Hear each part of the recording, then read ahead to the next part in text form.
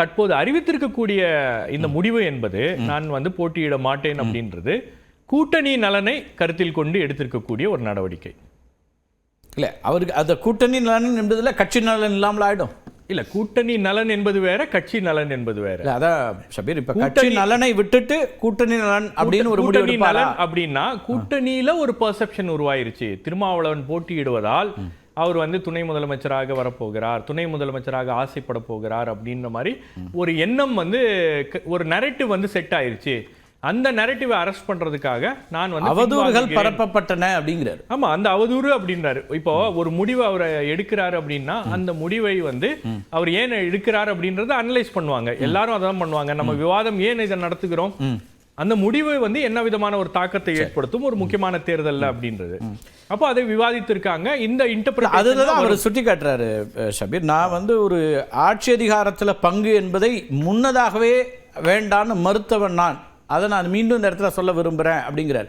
அப்படி இருக்கக்கூடிய சூழலில் என்னுடைய கருத்தை இந்த ஆட்சி அதிகாரத்தில் பங்கு என்பதா அவதூறுகளை பரப்புனாங்க ஊடகங்கள்ல அல்லது சமூக ஊடகங்கள்ல அப்படிங்கிற ஒரு விமர்சனத்தை. இல்ல நீங்க ஒரு கருத்தை வந்து சொன்னதுனால, அதாவது இவர் போட்டியிட போகிறார் அப்படின்றதுனால இது காரணம் இதுவாக இருக்கும். ஏன்னா அது கூட வந்து அவர் ஹிந்துல கொடுத்த அந்த பேட்டியில ஒரு ஹிந்துல அவர் ஃபேஸ்புக்ல சொல்லும் போதே ஒரு சூழல் வந்து 2026 தேர்தலுக்கு பிறகு மாறும் அப்படின்னு சொல்லும் போது அது வந்து ஒரு ஓபன் டு இன்டர்பிரேஷன். என்ன மாறும் அப்படின்றது நம்ம பார்க்காத சில விஷயங்களை திருமாவளவனுக்கு தெரிகிறது அப்படின்ற அந்த கருத்து தான் மேலோங்கி வந்துச்சு. அதுல வந்து ஒரு இன்டர்பிரேஷன் இருக்கும்.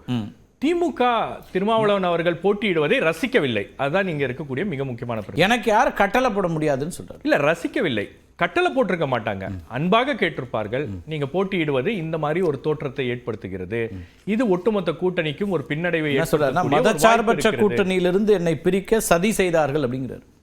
இந்த மாதிரி இந்த 5-6 நாட்கள் நடந்த பல்வேறு அம்சங்கள்ல என்னுடைய முடிவை நான் ரொம்ப சிம்பிள் டெசிஷன்ங்கிறார்.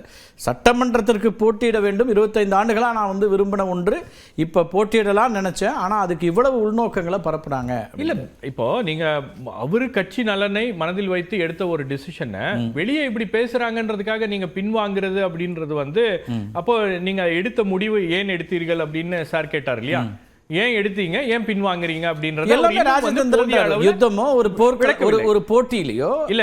நீங்க வந்து அறிவிக்கிறது நான் போட்டியிடுகிறேன் அப்படின்றது ஒரு ராஜதந்திரம், போட்டியிட மாட்டேன் நான் பின்வாங்குகிறேன் அதுக்கு பின்னாடி ஒரு கால்குலேஷன். போட்டியிடுகிறேன் அப்படின்னு சொல்லும் போது அவருக்கு வந்து ஏன் போட்டியிடுகிறார் அப்படின்ற ஸ்பெகுலேஷன் வரும். போட்டியிட மாட்டேன் நான் பின்வாங்குகிறேன் அப்படின்னும் போது ஒரு அழுத்தம் ஏதோ இருக்கிறதா அப்படின்ற எண்ணமும் வரும். ரெண்டு விதமான இன்டர்பிரேஷனும் வரும் இல்லையா.